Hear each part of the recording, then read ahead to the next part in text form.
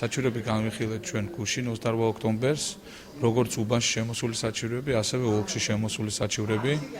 მათ შორის რამდენიმე საჩივარი იყო, რომლებიც ითხოვდნენ ბათილობის მოთხოვნა, შემდგომ საჩივრების განხილვის დროს ეს მოთხოვნა მოიხსნა, ანუ ბათილობას აღარ ითხოვდნენ, აღარ აყენებდნენ საჩივრის ავტორები, თუმცა გადაწყდა რამდენიმე უბანთან დაკავშირებით დისციპლინური სანქციის საკითხები.